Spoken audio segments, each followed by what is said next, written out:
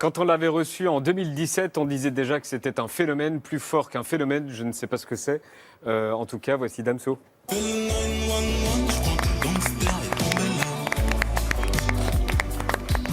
Bonsoir Damso, bienvenue. Bienvenue, ça va? Merci, ça va et vous-même? Ça va, merci. Bonsoir. Bonsoir Damso, heureux de vous revoir. Bienvenue sur le plateau de Quotidien. Comment ça va? Comment Ça va vous bien, vivez vous-même? cette Bah oui, ça va. Comment vous vivez cette drôle de période et cette sortie de crise très incertaine? Comme tout le monde un peu. Hein. Ouais. C'était compliqué de faire les clips. C'était très difficile. Oui, j'imagine. Ouais. Et de travailler, comment vous avez bossé? Bah, moi, ça va vu que je suis tout le temps en studio, donc je suis un peu confiné. Ça, vous l'avez bossé quand? Je bosse tout le temps, je sais même plus. Je l'ai bossé avant le confinement? Avant le confinement. Avant. Alors, quand votre dernier album est sorti le 18 septembre dernier, il est devenu en moins de 24 heures l'album le plus écouté au monde sur Spotify, j'ai bien dit au monde. Un mois plus tard, il était certifié disque de platine sans single, sans clip et quasiment sans promotion. Oui, la promo était un peu conventionnelle, donc c'était ciblé sur l'écoute de la musique. Donc je voulais pas qu'on commence à avoir des clips ou qu'on soit un peu orienté vers des choses qui ne me correspondent pas. Que chacun puisse se faire un peu sa propre image de l'album. Après, c'est super pratique, vous arrivez numéro 1 en faisant... Ouais, bah, les gens sont contents, la musique a gagné, je suis content. Ouais. Vous êtes allé fêter la sortie de l'album à Kinshasa, en République démocratique du Congo. Pourquoi? Pour plusieurs raisons. La première, c'est parce qu'en fait, c'est mon pays et que j'adore. Mais surtout que pendant la tournée, en fait, j'avais réalisé que les Africains passaient souvent en dernier. Et donc, je voulais faire un peu ce cadeau. Où, Là, ils sont passés en premier. Voilà. Vous n'étiez pas seul? Bon, principalement, mais j'ai rencontré des artistes aussi. Vous n'étiez pas avec votre mère? Ah oui, oui, bien sûr, mais elle habite là-bas. Ah oui, d'accord. Ouais, Vous êtes allé là-bas. C'est bizarre, là, la première fois qu'elle est vraiment contente d'écouter ma musique, ça fait plaisir. Ah. Pourquoi d'habitude elle ne l'est pas? Bah, au début, ça n'a pas commencé comme ça.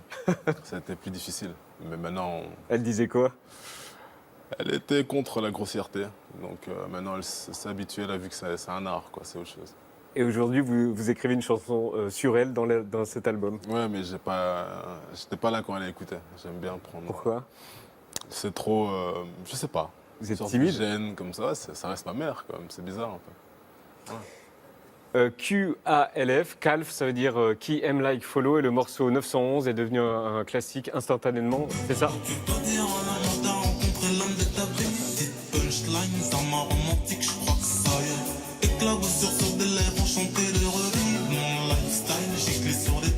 Maya, j'ai lu que c'était le morceau sur lequel les couples ont fait le plus l'amour en 2020. Alors, j'étais Cette chanson-là. absolument pas au courant, mais voilà. félicitations. Peut-être que si on a un baby-boom, ce sera grâce à vous. Est-ce que vous aimez l'idée? C'est un concept. C'est un concept quand même. J'ai pas écrit ça pour ça, mais l'amour, c'est beau. Bah un peu quand on l'entend. Bon, C'est super suave et tout. c'est vrai. On peut voir ça comme ça, mais c'est vrai en fait. C'est vrai, ça se tente. Il y a évidemment ce morceau. On a fait ça depuis le berceau. Je suis dans la haine, mais j'ai moins d'amis. Je connais le Hôtel ghetto, d'eau. les dealers escrocs. Tout dans la gueule, trop, la merde cocaïne. C'est bien sûr ça. Bonjour papa, aujourd'hui j'ai vu des poissons. Ça fait comment leur nom? Les poissons.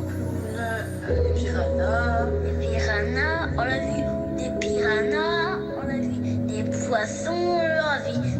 Des escargots. Pour ceux qui ne savent pas, dites-nous ce qu'on la c'est mon personne fils. qu'on entend. C'est mon fils, il m'avait envoyé une note vocale. Et donc du coup, j'ai mis ça dans un son. Et enfin bref, je suis parti dans plein de délires, mais c'est une chanson un peu difficile à écouter maintenant avec du recul quand même. C'est un peu bizarre. Au Mais niveau j'adore. émotion, Ouais, beaucoup. Ouais, beaucoup. il raconte quoi dans le mémo vocal? Ben, qu'en fait, il a vu, il est allé, comment on appelle ça? Il a vu dans un aquarium, des piranhas, tout ça. Ah, c'est ça et, qu'il raconte avec les piranhas. Ouais, du coup, il était aussi à la mer. Et il me raconte un peu tout son séjour.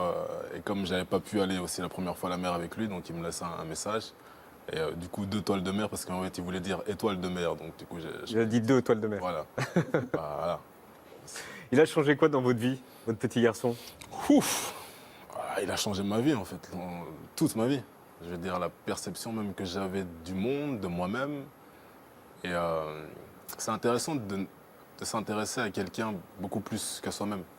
il me ressort un peu de la célébrité. C'est extraordinaire, c'est intéressant. Ouais, il a tout changé en fait. Ouais. Vous parlez de votre mère, vous parlez de votre fils. On sent dans vos yeux que vous êtes super ému. Ouais, c'est bizarre d'en parler.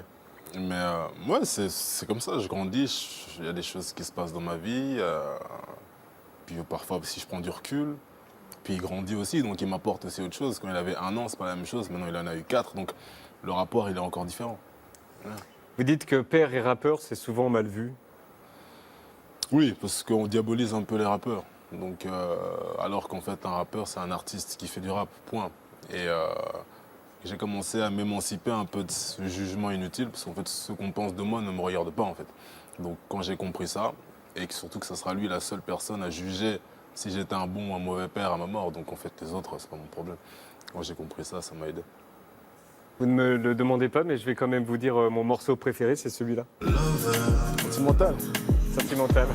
Que j'en sais, moi de l'amour, ça m'aide. 27 ans, je tourne autour du soleil, pourtant je n'ai toujours pas vu la lumière. 5 années qu'on fait que se dire je t'aime, pourtant toujours pas de bague à l'annulaire.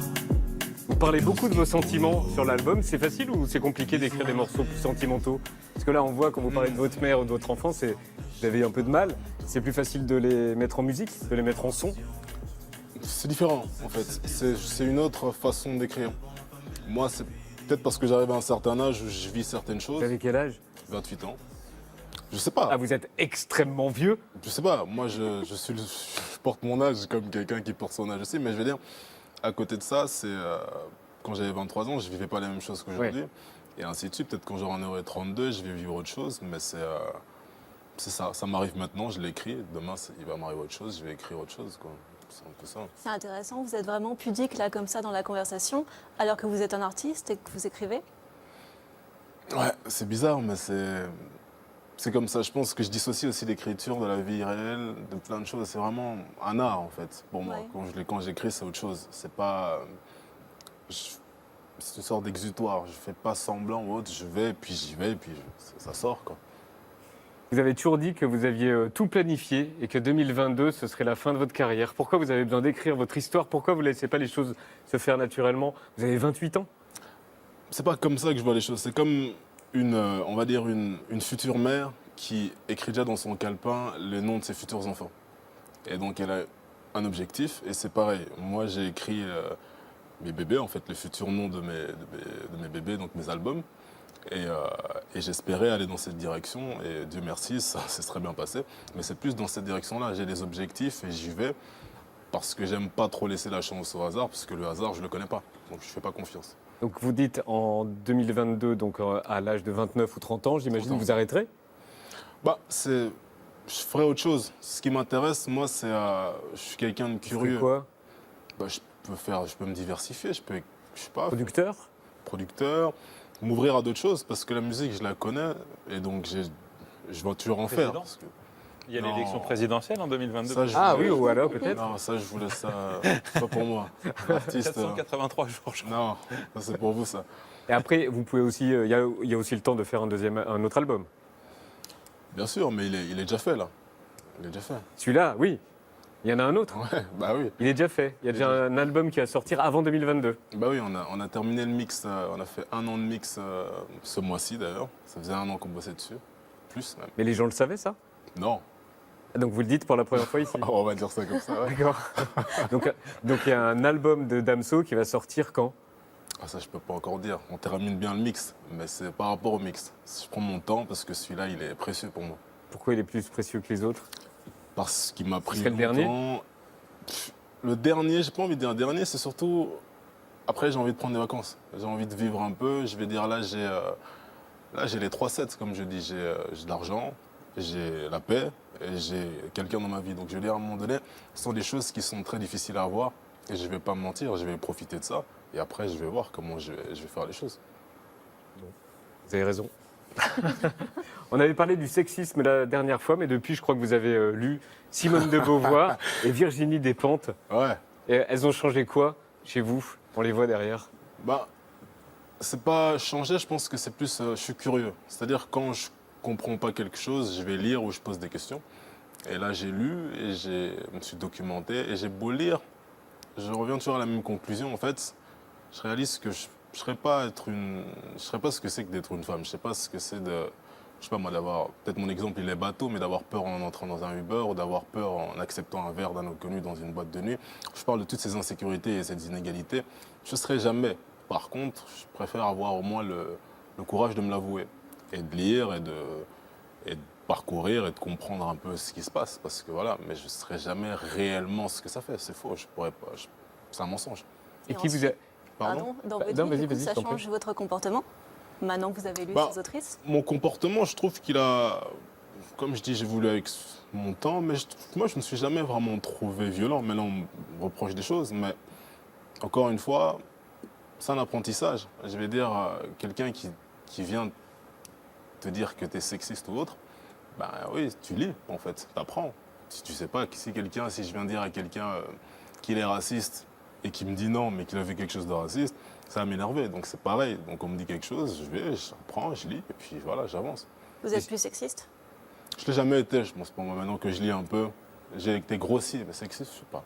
C'est En un tout autre cas, débat. celui-là, il est beaucoup plus sentimental, il n'est pas du tout sexiste. Et qui vous a dit de lire Simone de Beauvoir ou Despentes? Bah, je suis allé dans une librairie et j'ai dit, mettez-moi 10 bouquins sur le féminisme. Ah ouais? Et puis ils m'ont donné 10 bouquins et j'ai commencé à lire. Je suis curieux, c'est comme ça de base. Hein. Vous restez avec nous? Ouais, je suis Est-ce là. que vous aimez le pain? Ouais.